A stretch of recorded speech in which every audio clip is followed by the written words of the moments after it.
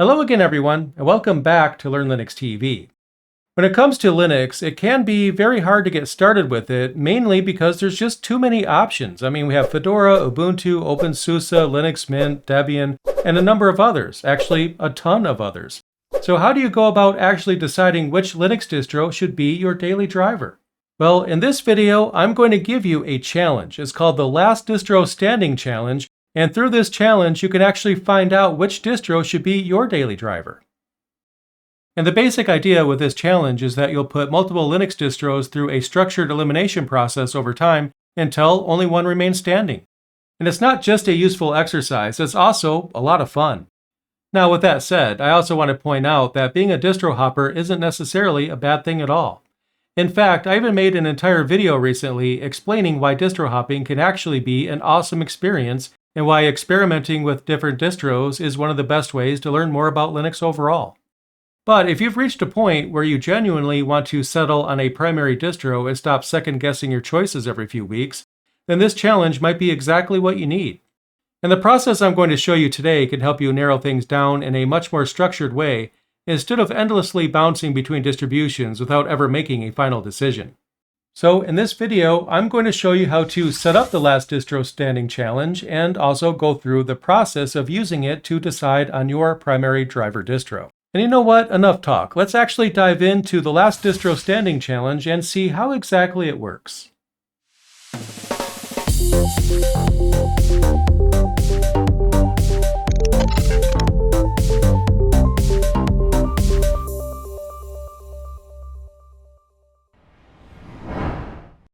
First things first.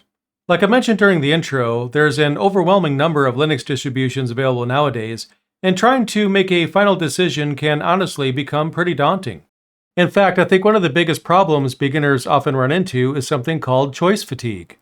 There's simply so many options available that some people become overwhelmed to the point where they don't even start with Linux at all. And traditionally, the way you normally evaluate Linux distributions is pretty straightforward. You'll first download an ISO image, you'll create bootable installation media from that ISO image, then you'll boot the distro in live mode. From there, you'll test it out for a while to make sure that everything works, and once you confirm that, you'll decide whether or not you want to actually install that distro. And the thing is, there's nothing wrong with that workflow, and it is a good way of evaluating the quality of a Linux distribution in your setup. But the downside, though, is that the process can become incredibly time-consuming. You'll end up downloading ISO after ISO, you'll constantly recreate bootable media, you'll test one distro, wipe the flash drive, write another image, test again, and repeat the process over and over. Now don't get me wrong, the process does in fact work, but it isn't the most efficient workflow. And that's exactly where my Last Distro Standing Challenge comes in. And I'll show you the actual setup process in the next section, but the basic idea is that instead of creating a separate flash drive for every distro, you'll use a multi-boot solution that allows you to place multiple Linux ISO images onto a single bootable flash drive. That way, you could quickly jump between distributions and test them out one after another without constantly rebuilding installation media every single time. And honestly, setting up a multi-boot solution is a lot easier than you might think. So let's go ahead and see what this actually looks like in practice. In this section, what I'm going to do is show you how to set up a multi-boot USB solution so you can easily test multiple Linux distributions from a single flash drive. And after that, I'll talk a bit more about the actual decision-making process you'll use throughout the challenge itself. And for the multi-boot setup, I decided to go with Ventoy. Now, Ventoy may or may not necessarily be the absolute best multi-boot solution available, depending on your specific preferences, but in my opinion, it is one of the easiest and most beginner-friendly options out there, which makes it perfect for a beginner tutorial like this one. That said, if you personally prefer a different multi-boot solution, that's completely fine too. The important part is the overall workflow and the challenge itself, not necessarily which specific utility you use to create the flash drive. Now, one downside to Ventoy that I do want to point out is that the setup process is very easy on Windows, but it's a little bit more involved on Linux. So what I'm going to do is show you the process on Windows, since that's what the majority of you guys are going to be coming from anyway. But even if not, most people have access to a Windows PC somewhere. But more importantly, once the Ventoy flash drive has been set up properly, you won't need Windows anymore after that, not even for managing or deleting ISO files later on. But anyway, let's go through the process. So what I'll do is open up a browser. And what we'll do is go to ventoy.net.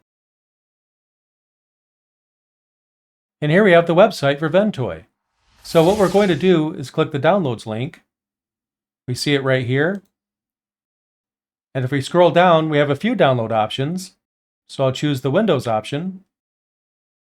And it should download fairly quickly. It is a small utility. In fact, it's already done. And right here, we have Ventoy. So what I'm going to do is extract it. And I'll click Extract All. And here we have the Ventoy folder, so I'll double click on that. And what I'm going to do right now is insert the flash drive that I plan on using with Ventoy, which I've done. And what I'll do is open up Ventoy by double clicking on this program right here. And here's Ventoy. So all we have to do is click on this drop down right here to select the flash drive that we want to convert into a Ventoy drive. In my case, I only have one flash drive connected anyway, but you'll definitely want to make sure that you're choosing the right flash drive. And also, this process will wipe out anything on the flash drive, so be sure to either use a flash drive that's completely empty or back up your files first.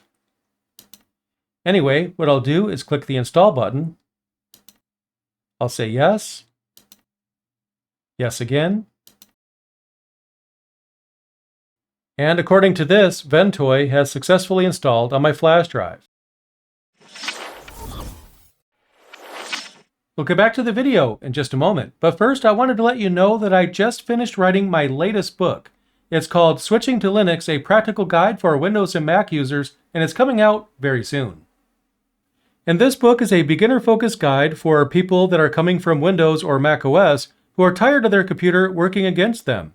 You know, things like pushing ads, tracking their activity, and being locked into ecosystems they never asked for.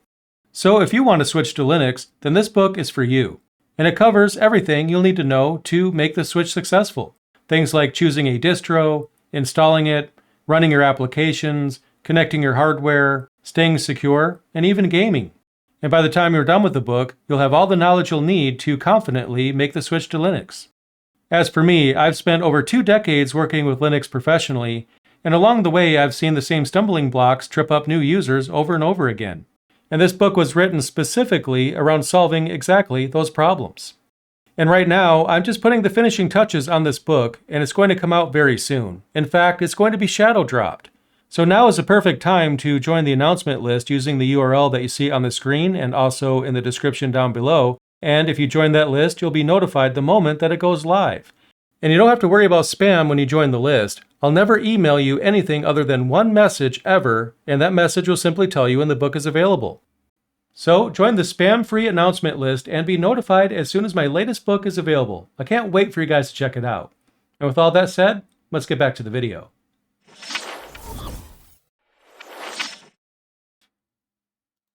Now what I'll do is open up the File Explorer, and we should see a Ventoy drive, and I see mine right here. So I'll click on it, and as you can see, the folder is empty. But all we have to do is copy ISO images into this folder, and that's it.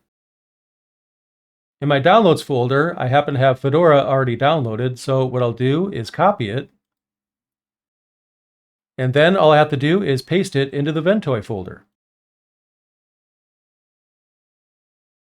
And as you can see, the process is complete. So feel free to download ISO images for any distros that you're curious about and save them in this folder. The only real limit is the size of the flash drive itself. In this case, as an example, I just used a 32 gig flash drive, which isn't really all that big, but I can store a few ISO files on that one. But what I'll do is actually boot into my main Ventoy flash drive that has a bunch of distros on it, so that way you can see what it actually looks like.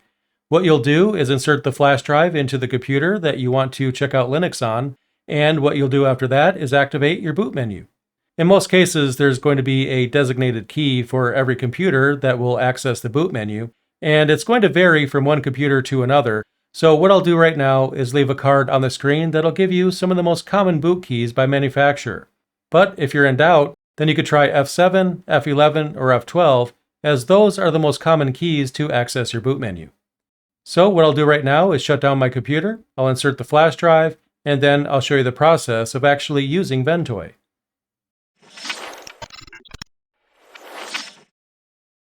And here we see the boot menu for my computer. And for me, it was F7. Again, that's one of the more common options. But anyway, what I'll do is select my flash drive. It's going to be the second option on the list. So I'll press down and then enter to select it. And here we see Ventoy. All we have to do is scroll through the list by using the up or down arrows. As you can see, I have a number of distributions saved on my Ventoy, and we could boot one of the selections by simply pressing enter.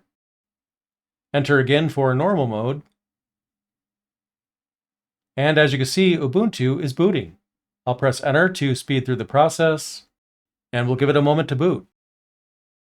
And as you can see, I've successfully booted into Ubuntu. Now I recommend that you use live mode to make sure that everything works before you install anything, so what I'll do is close the installer. And now I'm running in live mode. And live mode is fully functional. For example, what I could do is open up Firefox, and I can go to any website to make sure that it works. And in my case, it seems to be working just fine. Now I'm using a wired connection, which is why I have this icon right here. But if you click on the system control button right here, you can see some of the controls that are available to you. So for example, if you want to connect to Wi-Fi, you could click the right arrow right here. And if you see wireless networks listed here, then that means your Wi-Fi card is supported by your distro, which is a great sign. Now, if you don't see wireless networks, but you know you should, then that might imply that your Wi-Fi card is not supported by your distro. Some distributions support hardware better than others, and it's one of the things that you should properly test as you evaluate any distribution. And to test another distro, you simply reboot, and when you do that, just hit the boot key again, select the Ventoy flash drive, and then choose another distro. Anyway, when it comes to the actual challenge itself, here's what you'll do. You'll pick any two distros of the ones that you've downloaded, and you'll compare them. And the number one rule is that one distro stays and one distro is deleted, no exceptions. So basically, you'll test out two different distros, and you'll delete the one that you like the least between them. And as you evaluate the distributions, you'll do so in live mode. Live mode gives you a very close approximation of how the distro will actually behave on your hardware without making any permanent changes to your system. But one thing to keep in mind though is that performance may not be perfect while running in live mode because the entire operating system is being loaded from a USB flash drive, which can sometimes be a bottleneck depending on the speed of the drive itself. But even with that limitation, live mode is still an incredibly useful way to evaluate a distribution. And once you're inside the desktop environment, you'll spend some time testing things thoroughly. And I really do mean thoroughly. For example, you could test connecting to a Wi-Fi network if you use Wi-Fi. You could test your speakers and microphone. You could also hook up your webcam and make sure that works. You could test Bluetooth devices. You could plug in printers or scanners if you use them, connect a second monitor, test your game controller, and also try and launch applications that you regularly use. Basically, just think of your existing workflow and try to do some of those same things in the Linux distribution that you're testing. And after you've had some time to test two different distros, one against the other, you'll follow rule number one. One stays and one goes. And when it comes to actually deleting a distribution from your Ventoy, that's really easy to do. You'll simply open your Ventoy folder, and here's mine. And then what you'll do is delete one of the ISO images. Now in my case, I'm going to show you the process by deleting this Arch Linux ISO image right here. The thing is, this particular ISO image was released back in 2025, so it's extremely outdated and I should delete it anyway. So all you have to do is right-click on it, and then click Delete. It's as simple as that. And then from there, you'll compare two distros against one another, and the loser is deleted. And eventually, you'll narrow things down until only one distro remains standing, hence the name of the challenge. And there's our video. In this video, I outlined my Last Distro Standing challenge in an effort to help you finally decide which distro should be your daily driver, and I hope it helped you out. If it did, then be sure to click that like button to let YouTube know. But you know what? I'm really curious to hear about your results. So after you go through this challenge, leave me a comment down below and let me know which distro you ended up settling on. I can't wait to hear about your results. And with that said, thank you guys so much for checking out this video, and I'll see you in the next one.